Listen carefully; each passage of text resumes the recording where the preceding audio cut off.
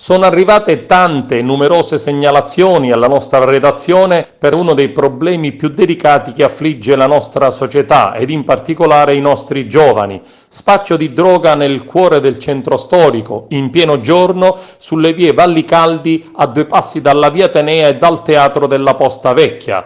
Lo spaccio è controllato da migranti, nigeriani e ghanesi che vivono in quell'area della città ed in queste ore è scattato il blitz delle forze dell'ordine con perquisizioni e roba sequestrata.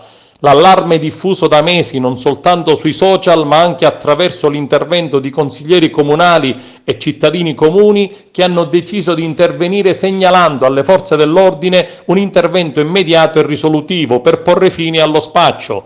Un grido di allarme che coinvolge famiglie preoccupate per i loro figli che trascorrono i fine settimana sulla via Atenea, dietro il viale della Vittoria, Villa Bonfiglio, luoghi normalmente indicati dove è possibile acquistare roba a poche decine di euro. La polizia nelle settimane precedenti era già intervenuta senza successo ed è tornata nuovamente con l'aiuto di unità cinofile. Decine di poliziotti della questura hanno cinturato la zona fra la via Atenea e piazza Ravanosella, una decina le perquisizioni realizzate ed in maniera particolare sono state attenzionate alcuni migranti e le loro abitazioni. Sono un gruppo di extracomunitari che sembrerebbe abbiano il controllo dello spaccio, hashish e marijuana in maniera particolare. I polizioni della sezione volanti durante il maxi rastrellamento sono riusciti a scovare e a sequestrare poco meno di 5 grammi di hashish. L'uomo che aveva in sé la droga è stato segnalato quale assuntore abituale di stupefacenti alla prefettura.